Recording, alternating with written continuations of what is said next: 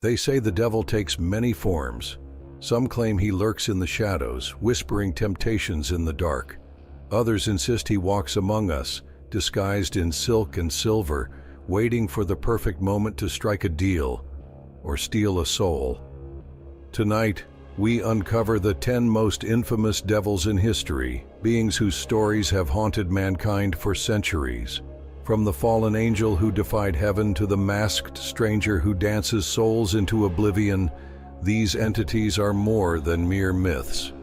They are warnings, and whether you believe in them or not, their legends continue to linger, waiting for the next name to be added to their list.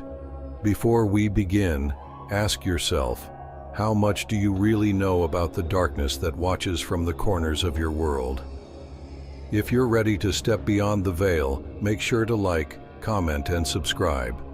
But be warned, once you invite these stories into your mind, they might never leave.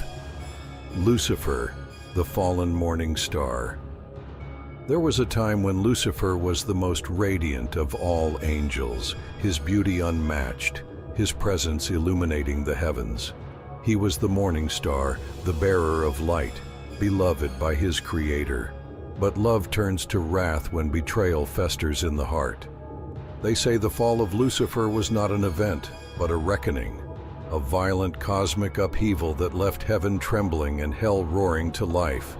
It began with a whisper, a single doubt blooming like poison in the mind of the angel who once stood closest to the divine throne. Why should we serve when we could rule? The question spread like wildfire, gathering the rebellious, those who shared in his pride, his resentment. They did not see themselves as traitors. They saw themselves as liberators. The war was brief, but its consequences eternal. The sky burned with holy fire as angels clashed against their own kin, swords of divine radiance meeting the dark steel of the fallen. The ground beneath the heavens cracked, splitting the firmament as Lucifer and his legion were cast down, not gently, not mercifully, but with fury, like stars torn from the fabric of the universe itself. And then, silence. When Lucifer opened his eyes, he no longer saw the splendor of paradise. He lay in the abyss, surrounded by the twisted, broken forms of his fallen brethren. Above them, the gates of heaven remained closed, sealed for eternity. The agony of their fall was nothing compared to the realization there would be no return. But if Lucifer grieved, he did not show it. If he felt loss, he did not admit it. He rose from the abyss and declared himself ruler of a new kingdom, hell. The morning star would shine no longer in the heavens, but in the pit, guiding those who dared to defy. Some say he regrets nothing. Others whisper that in the dead of night, when the weight of eternity presses down, Lucifer still looks upward, toward the light he once called home. What do you think? Is Lucifer the ultimate villain, or the ultimate tragic figure, Mephistopheles, the devil's bargainer? It begins, as it always does, with a whisper in the dark, a voice offering everything you've ever wanted for a price. There are many devils in this world, but few are as cunning, as patient, as Mephistopheles, the infernal trickster, the master of the Faustian bargain. He does not tempt with brute force, nor does he revel in chaos. His approach is far more insidious. He offers you exactly what you desire, exactly when you need it most. The legend of Dr. Johann Faust is the most famous of his dealings. A man of unparalleled intellect, a scholar thirsting for knowledge, but no matter how much he learned, it was never enough. The world bored him. The limits of human understanding suffocated him. And that was when Mephistopheles arrived. Cloaked in shadows, wearing a smile that never reached his cold, pitiless eyes, he made his offer. Unlimited knowledge, power beyond imagination, the secrets of the universe, all within Faust's grasp. But in exchange, Faust would surrender his soul when the time came. What was a soul anyway? A trivial thing, an abstract concept. Faust laughed, signed his name in blood, and felt the weight of mortality lift from his shoulders. The world opened before him like a book only he could read, and for a while, he was happy. But the devil's gifts always come with fine print. At first, it was small things. A fleeting unease, a shadow that lingered too long, a whisper at the edge of his hearing that vanished when he turned. The knowledge that once filled him with wonder began to choke him. The pleasures Mephistopheles provided turned hollow. No matter how much he indulged, he was never truly satisfied. And then the final night arrived. The clock struck midnight, the candles flickered, and Mephistopheles stepped forward, his contract in hand. Faust begged, screamed, pleaded for more time. But bargains with the devil are not meant to be broken. The room filled with laughter, not cruel, not mocking, but patient, as though Mephistopheles had heard the same desperate cries 1,000 times before. When dawn broke, there was no sign of Faust, only the lingering scent of sulfur and the faint echo of a man's final, hopeless scream. Would you take the deal, knowing how it ends? Or do you think you could outwit the devil himself? Azazel, the scapegoat of sin. The wind howled across the barren desert, sweeping through the crumbling stones of an ancient altar. The air was thick with dust, but beneath it lay something darker, the weight of unspoken sins. The villagers had gathered, their torches flickering like dying stars, their whispers filled with both dread and reverence. At the heart of the ceremony stood a goat, its fur marked with strange sigils, its eyes wide with terror. This was no ordinary sacrifice, this was an offering to Azazel. For centuries, his name has been spoken in hushed tones, a being cast out from the heavens, a fallen watcher, the great corrupter of mankind. The old texts say he brought humans forbidden knowledge, the art of war, the crafting of weapons, the alchemy of seduction. He gave men the power to destroy, to deceive, to revel in their own desires. And for this crime, he was bound, cast into the abyss beneath the desert sands, left to rot in the endless void. But was he truly gone? The ritual of the scapegoat was meant to keep his influence at bay. Every year a creature was chosen, marked with the sins of the people, and sent into the wild to wander until death claimed it. But there are stories, whispers of those who saw the goat return, not broken, not dying, but changed. One legend speaks of a traveler, lost in the wastelands, who stumbled upon the remains of a sacrificial goat. Its body was still fresh, untouched by scavengers, its fur stained black as though burned from within. He turned to flee, but before he could take another step, he heard his own name spoken, softly like a breath against his ear. The traveler never made it home. Even today, some claim to have felt a presence in the ruins of forgotten temples, a gaze unseen but heavy with judgment. Others say that if you whisper your darkest sin into the wind, you may hear a voice whisper it back. But beware, if Azazel still walks the earth, then the scapegoat was never enough, and the next offering may not be an animal.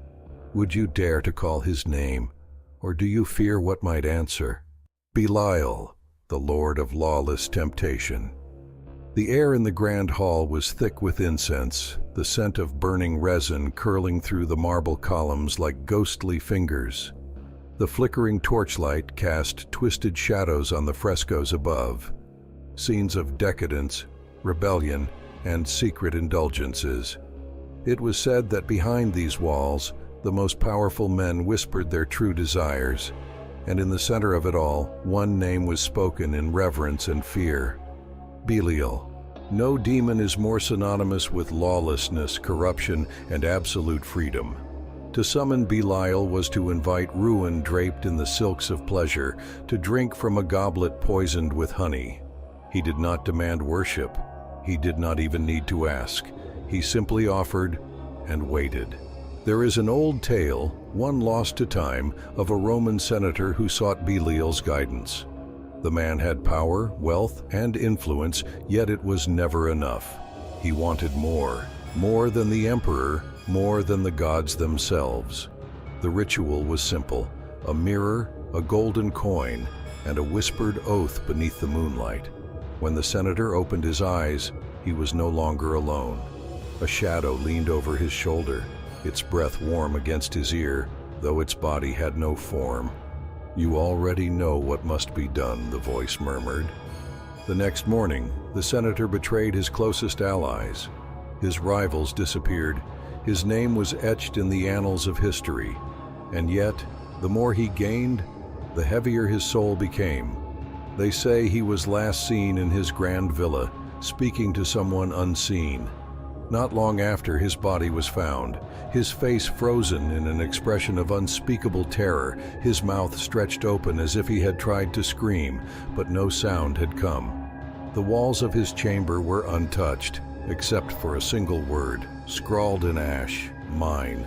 Even now, those who seek power beyond their means claim to feel his presence, a whisper in the dark, a weight upon their chest, an offer they never asked for but cannot refuse. If Belial stood before you, promising everything you ever wanted, would you take it? Or would you wonder, at what cost? Iblis, the jinn who defied God.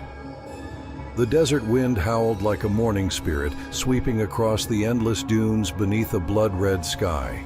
The air shimmered with heat, distorting the horizon like a world slipping between realities. Travelers spoke of an ancient ruin buried beneath the sands, a place where the whispers of the forsaken still echoed. Those who dared to listen claimed they could hear a voice, proud, sorrowful, and filled with eternal defiance. It was the voice of Iblis. Long before mankind walked the earth, before the first fire was ever lit, Iblis was among the jinn, beings of smokeless fire, free-willed and powerful. His wisdom was unmatched, his devotion absolute. He stood among the ranks of angels, not as one of them, but as their equal in knowledge and might. But when the divine command came, when God created Adam and ordered the celestial beings to bow, Iblis refused. "I am of fire, and he is of mere clay." It was not hatred that drove him, nor rebellion for the sake of chaos. It was pride, the belief that he, a being of fire, was superior to one molded from dust. For his defiance, he was cast out, his name cursed, his station torn from him. Yet he was not destroyed. Instead, he was given dominion over temptation itself.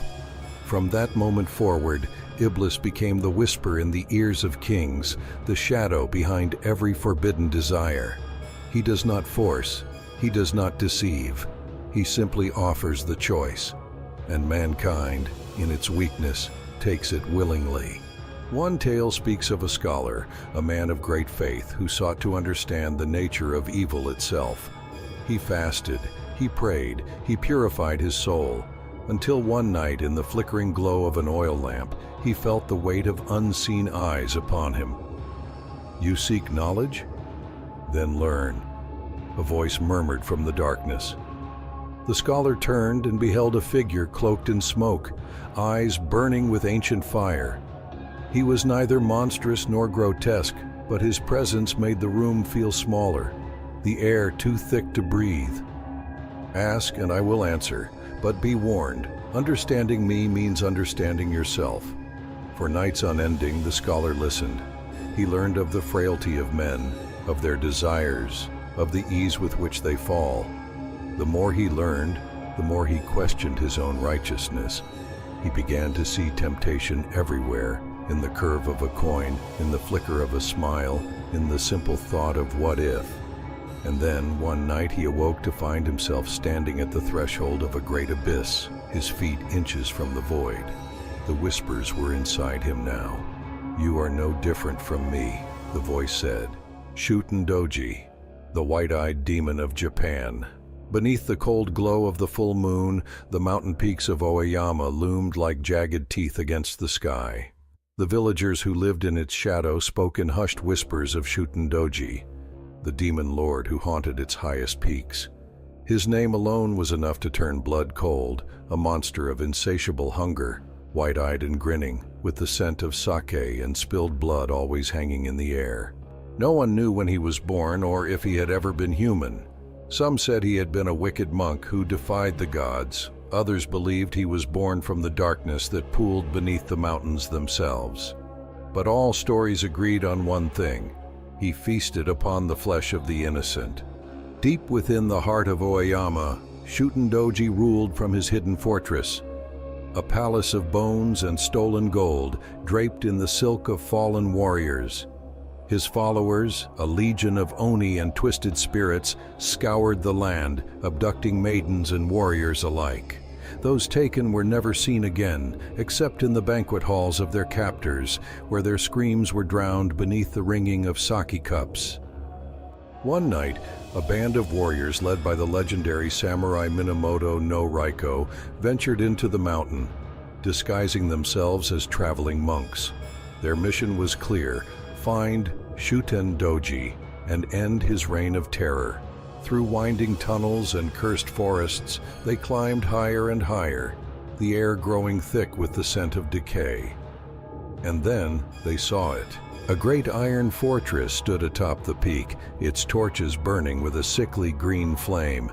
Inside, Shuten-doji sat upon a throne of skulls, his great white eyes reflecting the firelight. His hair, long and wild, was the color of dried blood. His teeth, too sharp for a human mouth, gleamed like the fangs of a beast, and when he smiled, the warriors felt something cold slither down their spines. "Drink, my guests!" he bellowed, his voice like thunder. He poured them cups of sake, and though they knew it was poisoned, they drank. For hours they played their roles well, speaking in riddles and laughter, hiding their weapons beneath their robes.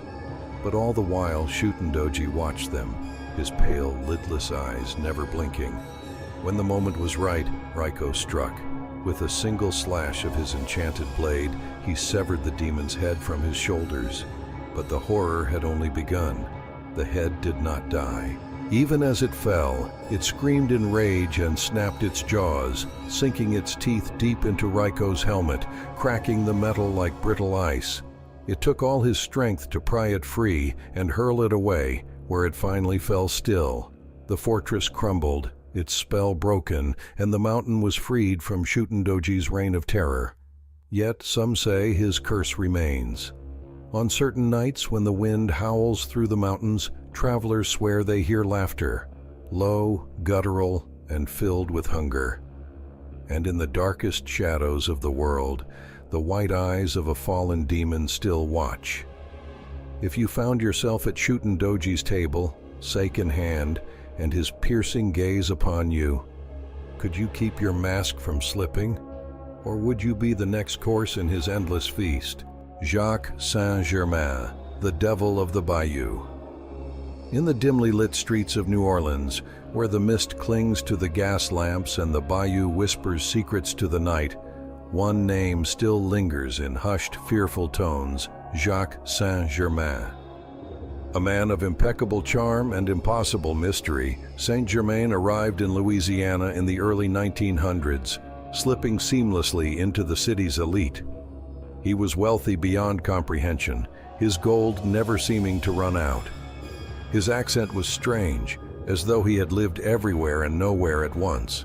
His knowledge of history was too precise, too vivid, as though he had witnessed it all firsthand. But it was his face that truly unsettled those who met him. Beneath the glow of candlelight, his skin was pale as the dead, his eyes sharp and ancient, and his lips always curled into a knowing smile. Jacques Saint-Germain was more than a nobleman. He was a phantom, an enigma who never seemed to eat or drink in public, always offering his guests lavish meals and the finest wine, but never partaking himself. And yet, there was something deeply wrong with him, a shadow that followed wherever he walked. Then came the woman. One night, a young lady, dazed and bleeding, stumbled through the streets of the French Quarter, screaming of a monster. She had been with Saint-Germain that evening, in his grand home on Royal Street. He had charmed her, seduced her, offered her wine so rich and dark it looked like blood. Then, as the clock neared midnight, his expression changed. He lunged at her, teeth bared, eyes wild with hunger. His grip was iron, his breath cold as the grave. She fought, kicking and screaming, managing to break free just long enough to leap from his balcony, shattering into the cobblestone streets below. When the police arrived at Saint-Germain's home, he was gone. The lavish dining table was set for a feast untouched, silver goblets filled with a dark, viscous liquid that was not wine.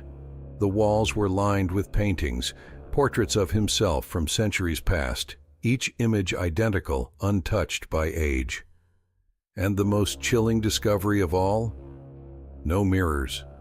Not a single one. Saint-Germain was never seen in New Orleans again, his mansion abandoned, his whereabouts unknown. Some say he fled deeper into the bayou, where the night grows thick with mist and the water runs black as ink. Others believe he still walks among us, slipping in and out of history, never aging, never dying. And every so often in the heart of the French Quarter, where the echoes of jazz meet the whispers of the damned, someone catches a glimpse of him, a man too elegant for the modern age, too pale for the sun, watching, smiling, waiting. If Jacques Saint-Germain appeared at your door tonight, offering you a glass of his finest wine, would you dare take a sip? The black goat of the woods, Shub-Niggurath, deep in the forgotten corners of the world, where the forests grow unnaturally thick and the air itself seems to hum with an ancient primeval hunger. There lurks something beyond human comprehension, a name whispered only in madness, a god, a demon, or something far worse. The locals of the Carpathian Mountains, the deep Appalachian woods, and the uncharted jungles of South America speak of a great beast, an entity older than civilization itself, Shub-Niggurath, the black goat of the woods with 1,000 young. It is not a devil in the way men understand devils, nor a god in the way they pray to one. It is something in between, a force that devours reason, leaving only terror and obedience. Those who invoke its name in forbidden rituals, those who sacrifice beneath the blood moon, whisper of a shifting mass of writhing tendrils, countless mouths that never stop hungering, and a voice that does not speak but burrows into the mind, gnawing from the inside. The earliest mention of Shub-Niggurath comes from ancient Sumerian clay tablets, warning of a beast that births beasts, the mother of the formless. In medieval Europe, heretics and cultists vanished into the forests, only to return changed. Eyes black as ink, skin stretched too thin over bones, speaking languages no human should know. They carried knowledge they should not possess, the secrets of life and death, the power to twist flesh, the ability to call something from the void between the stars. But it is in the darkest woods where Shub-Niggurath's presence is strongest. Travelers report finding strange symbols carved into the trees, blackened stones arranged in spirals, and the echoing laughter of unseen children.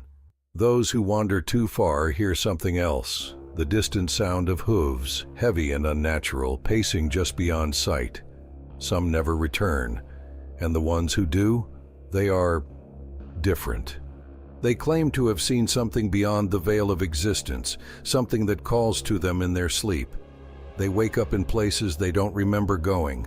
They speak in voices not their own. And worse, some return not as men, but as something else.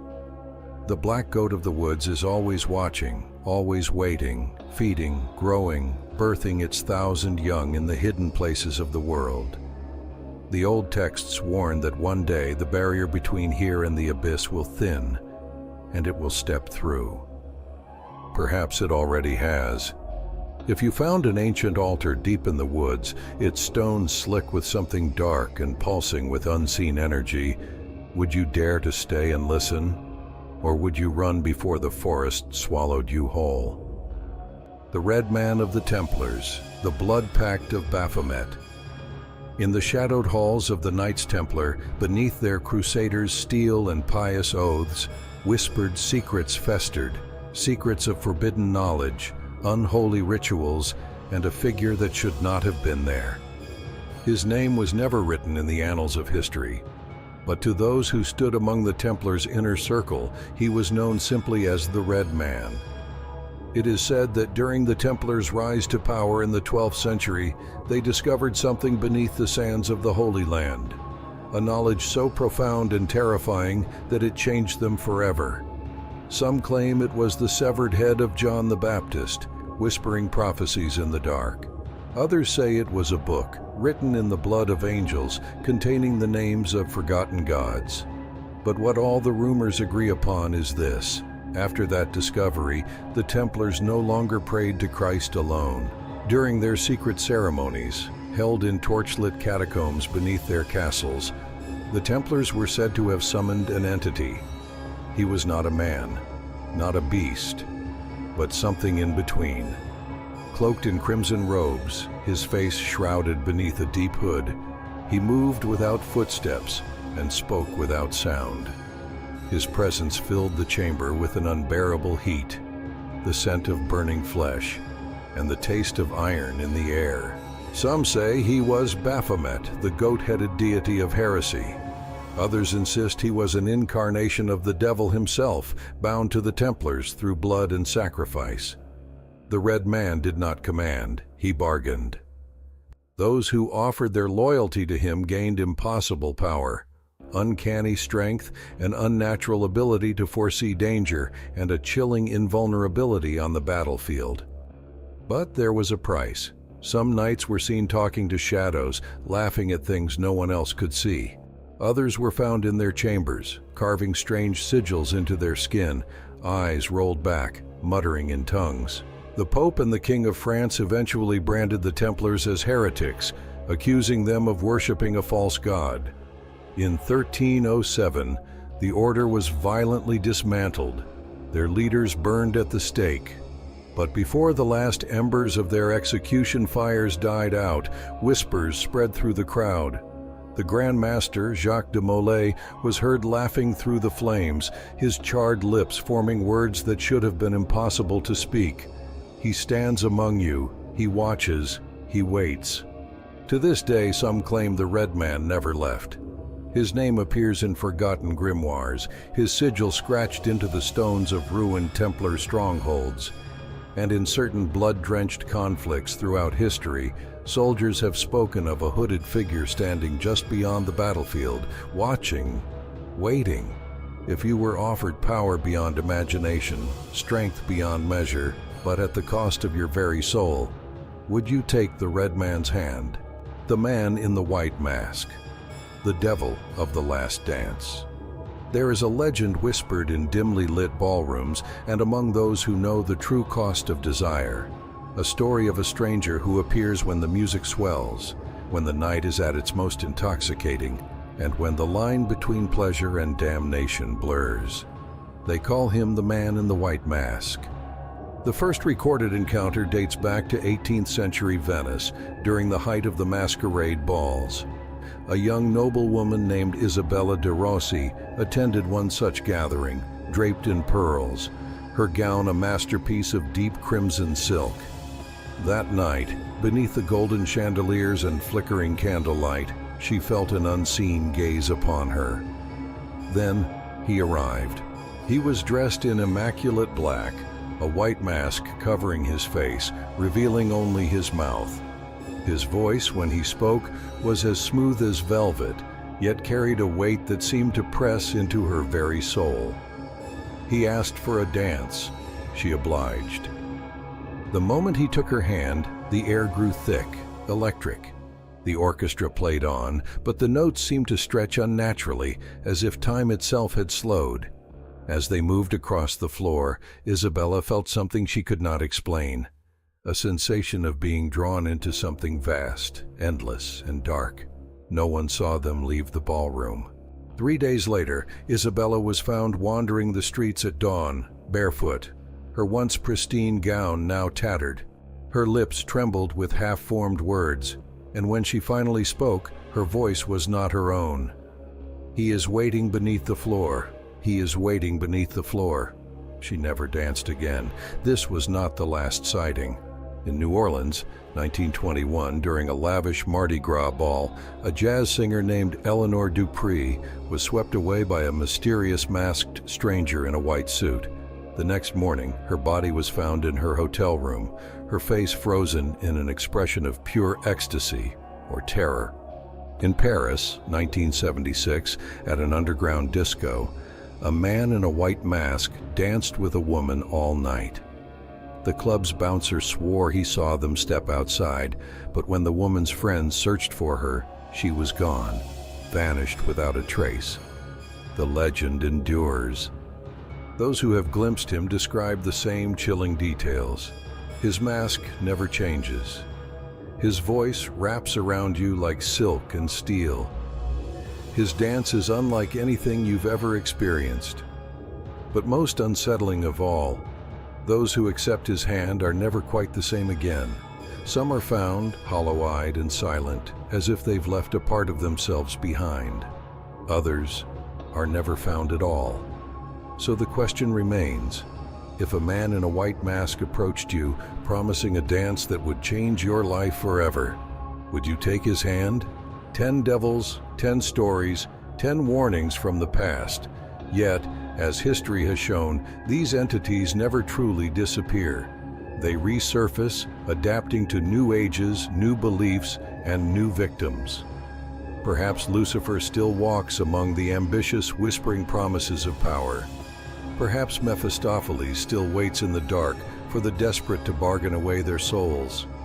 And perhaps, somewhere tonight, in a candlelit ballroom, the man in the white mask is extending his hand to his next dance partner. The question is, if one of them came for you, would you even realize it before it was too late? If you made it this far, tell us, which of these devils unsettled you the most? Or do you believe there are far worse lurking in forgotten corners of history? Let us know in the comments, and don't forget to like and subscribe, because in the world of the unknown, the more you learn, the less alone you'll be, or so you hope.